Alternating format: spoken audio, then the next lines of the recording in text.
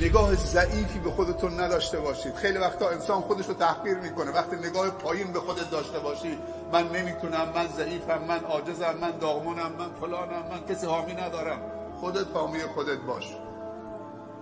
این نگاه از خودت بلند بکن تا بلند بشید، وگرنه اگه پروفسور هم بشید تو زمین افتادی.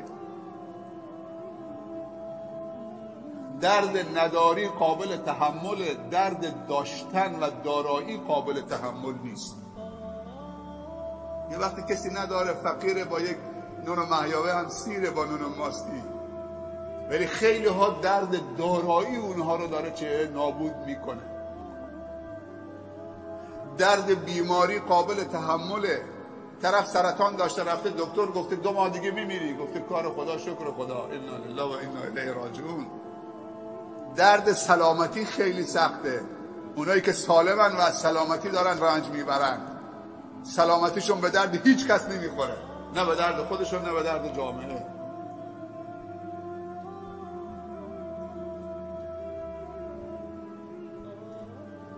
نگاهتون به خودتون نگاه بلند باشه. من باید نقش آفرینی بکنم، دنیا رو متحول بکنم، نگو روستای چاهو و شهرو و محله سرور رو متحول بکنم. این چه نگاهیه؟ من باید دنیا رو متحول بکنم. حرفی در برای گفتن در زمان خودم و بعد از خودم داشته باشم. این نگاه به خودتون داشته باشید. آدم تا جایی میری که فکرش بره. شین و عرب همارا، هندوستان همارا، مسلم هموطن سارا، جهان همارا. کل مردم جهان مال منه. من براشون برنامه دارم. شما خیلی فرصت دارید. من نمیتونم برای هر کدومتون قیمت بدارم. این دخترم 500 میلیون قیمت داره، این 500 میلیون، اون 1 میلیارد، 500 میلیون. اصلا شما قیمت ندارید. 1 ثانیه تون ما به 500 میلیون نمیفروشیم،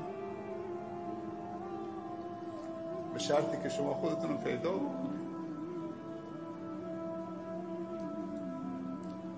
گفتم مهمترین و بنیادی‌ترین عنصر یک جامعه انسانه و این انسانه که میتونه انسانها رو تحریک بکنه.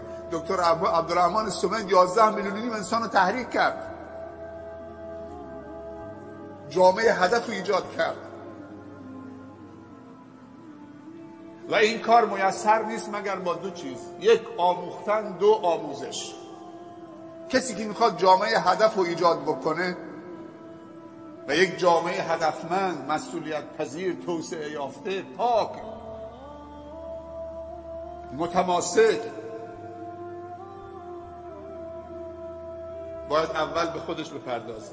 آموختن، بعد آموزش. جامعه با آموزش تحریک میشه. آموزش بزرگترین و مهمترین نوازش اجتماعی است. اگه جامعه تو دوست دارید، با آموزش اونو نوازش بده. این نوازش پایداره. این که تو جامعه رو آموزش بدید، این نهایت عاطفه یک انسانه که من باید این انسان رو توانمند بکنم، سر پا بکنم. پیامبر صلی الله علیه و سلم از جاهلان هادیان درست کرد.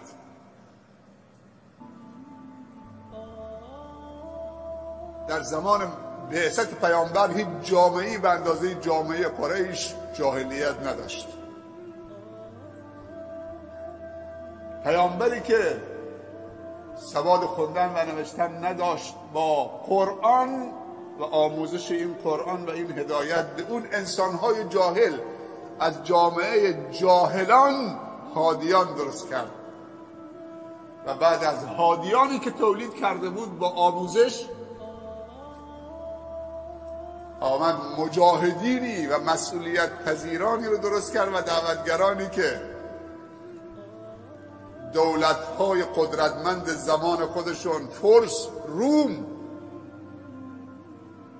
فتح کرد.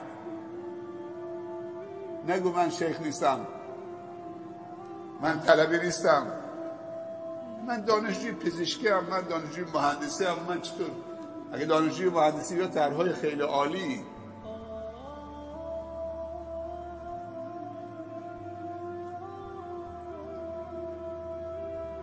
طرح ارائه بده، از روستای خودش شروع بکن، ولی هدف تنها روستای خود اونجا سکوی پرتابی باشه. با یک طرح معماری که تو طراحی میکنید، شاید چند ماه پیش دانشگاه هرمزگان آمد یک همایش بزرگداشت از پروفسور عبدالمجید عرفه‌ای برگزار کرد. نمیدونم خبرتون شد یا نشد، چند ماه پیش تو بندر عباس. این پروفسور عرفه‌ای تنها کسی است که خط باستان رو میتونه بخونه در دنیا، نفر دوم نداره.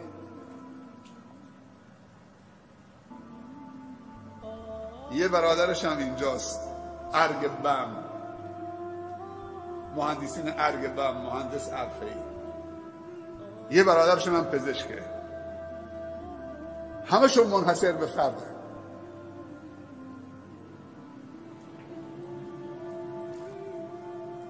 یک ایرانی، یک هرمزگانی، یک سنی، در دنیا خودش تنهاست، مرد اوله.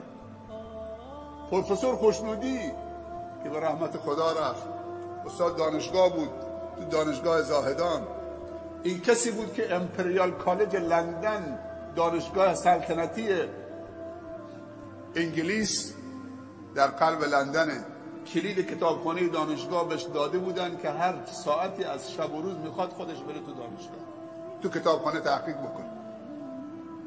به یک ایرانی یک ویلای تو قلب لندن براش داده بودن، هزینه سفرهای پژوهشی و تحقیقاتش تو کل دنیا امپریال کالج لندن پرداخت میکرد. وقتی تو خیابان‌های بندر عباس راه میرفت، سرش اینطوری بود، هیچ موقع نمازش قضا نشد. این مرد پروفسور خوشنودی، برادرش هم هست که تو دانشگاه پیام نور بود، ولی اونی که به رحمت خدا رفت تو قبرستان کلاتو هم دفن شد. جالب اینجاست، با اون عظمت، امپریال کالج لندن، ویلا، کلید کتابخانه، هزینه های سفرهای تحقیقاتیش، ولی نمازاش قضا نشد.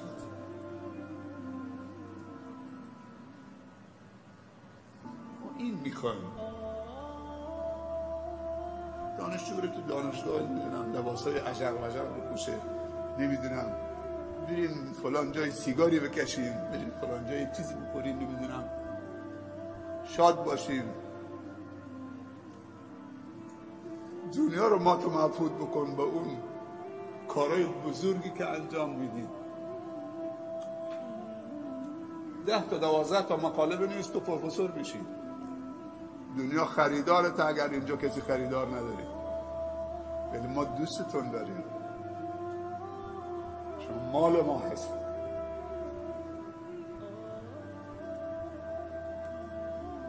آموختن و آموزش تنها راه ایجاد یک جامعه هدف عالی است. انسان ها میتونن انسان ها رو تحریک بکنن.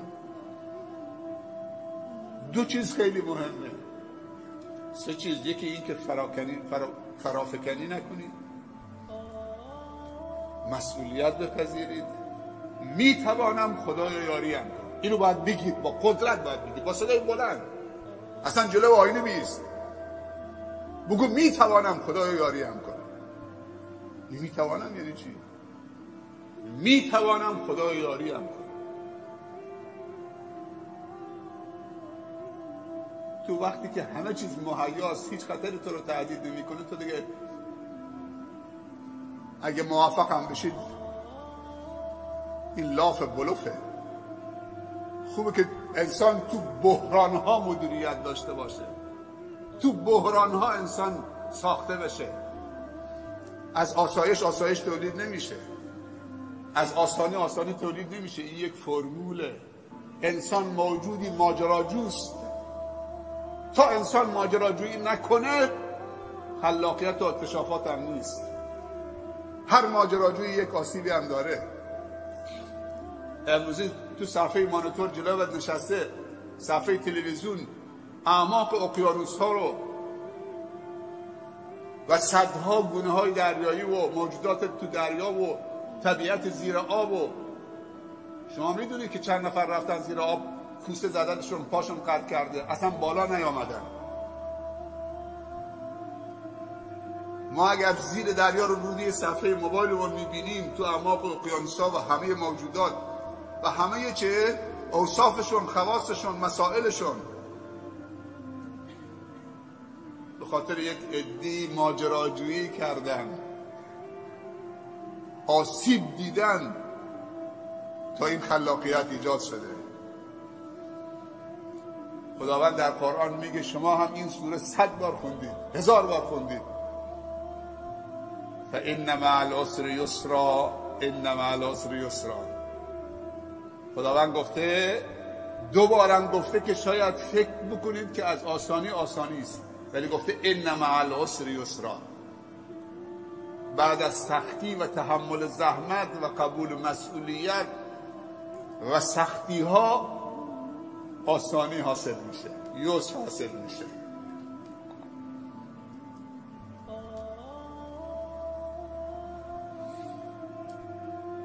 من 1 سال 7 تا دانشجوی یه رقمی 2 رقمی صنعت شریف رو دعوت کردم تو بندر عباس تو استان هرمزگان. هر 7 نفرشون شیعه بودن. اون دوستم که به من پیشنهاد داد آقای زاکری شیعه بود.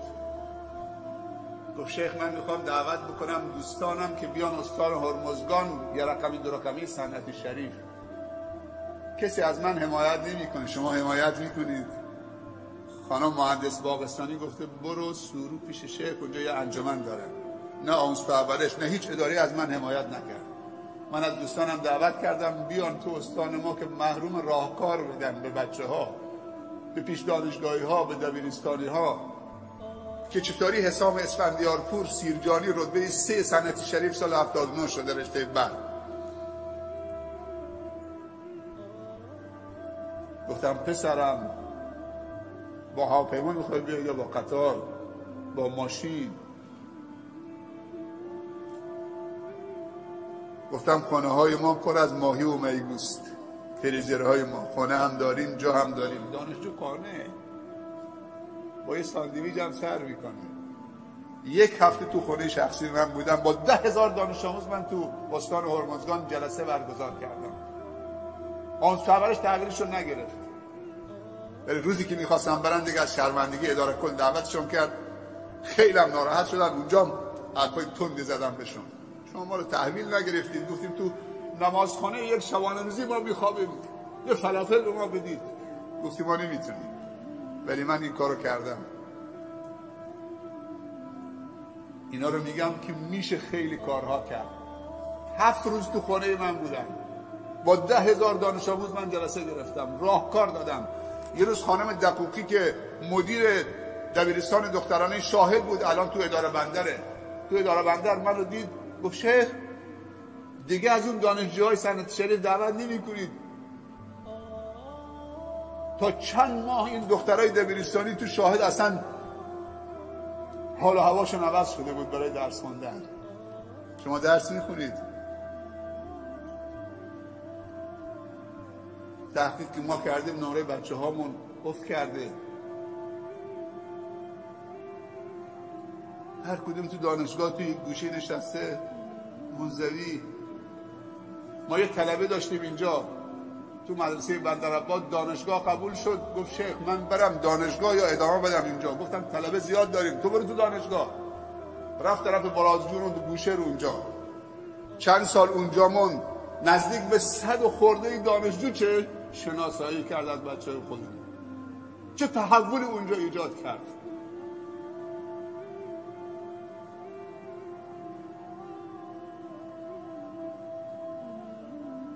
بچه های خوب و هدفمند رو شناسایی بکنید، شیعه و سنی رو شناسایی بکنید.